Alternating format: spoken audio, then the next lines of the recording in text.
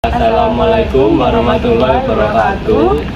Perkenalkan, kami dari Fakultas Ilmu Sosial Politik dengan program studi Administrasi Negara untuk memenuhi tugas ujian akhir semester dengan mata kuliah Hukum Politik Agraria. Perkenalkan, nama saya Deka Putra Adi Wijaya dengan NBI 111210086. Perkenalkan, saya Surya Anggraini dengan NIM 11120010009 dengan dosen pengampu Bapak Edi Wahyudi, SHMSI. Hak atas tanah sebelum UUPA Hukum Agraria Belanda. Yang pertama yaitu eigendom adalah hak untuk bebas mempergunakan suatu benda sepenuh-penuhnya untuk menguasai seluas-luasnya. Yang kedua, hak erpak, yaitu hak yang memungkinkan seseorang menyewa tanah terlantar yang telah menjadi milik negara sesuai kewenangan yang diberikan hak eigendom. Hak obstal, hak untuk mempunyai rumah bangunan atau tanam-tanaman di atas tanah orang lain.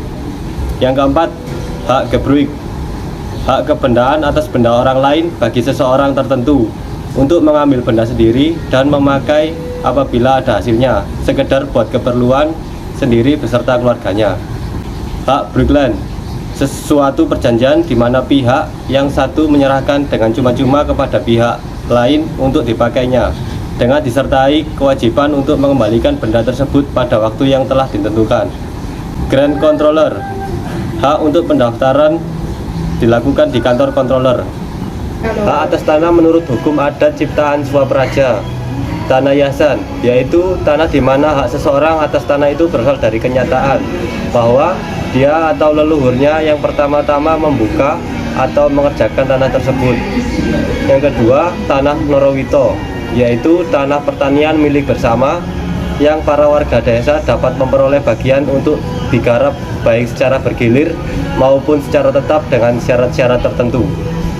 Tanah gogolan, yaitu tanah pemberian raja atau pemerintah Hindia Belanda di Jawa Timur. Tanah gogolan ada dua, yaitu tanah gogolan tetap dan tidak tetap. Tanah gogolan tetap yaitu apabila para gogol tersebut terus-menerus mempunyai tanah gogolan yang sama, dan apabila si gogol meninggal dunia dapat diwariskan kepada ahli warisnya tertentu untuk melanjutkannya, seperti istri dan anak-anaknya. Tanah gogolan tidak tetap yaitu apabila para gogol tersebut tidak terus-menerus mempunyai tanah gogolan yang sama, atau apabila si gogol meninggal dunia maka tanah gogolan tersebut kembali pada desa. Tanah titisoro atau bondo desa, yaitu tanah yang menjadi kekayaan atau kas desa yang biasanya digarap pada anggota warga masyarakat yang kurang mampu dan sebagian penghasilannya masuk sebagai kas desa. Tanah bengkok, yaitu tanah yang diperuntukkan bagi pejabat desa, terutama lurah yang hasilnya dianggap sebagai gaji selama mereka menduduki jabatan itu. Tanah kesultanan atau sultan ground, yaitu tanah yang belum diberikan hanya kepada penduduk maupun pemerintah desa, masih merupakan milik keraton, sehingga siapapun yang akan menggunakan harus meminta izin kepada pihak keraton.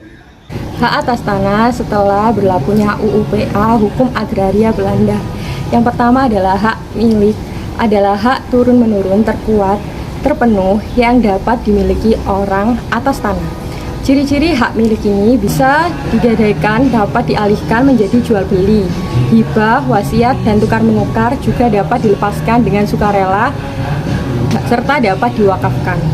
Yang selanjutnya adalah hak guna bangunan, adalah hak untuk mendirikan dan mempunyai bangunan di atas tanah yang bukan miliknya sendiri dengan jangka waktu paling lama 30 tahun.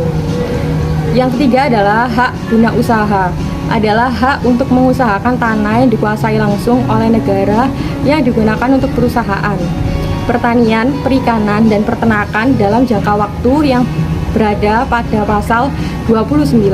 Selanjutnya adalah hak pakai, adalah hak untuk menggunakan atau memungut tanah yang dikuasai langsung oleh negara atau tanah milik orang lain.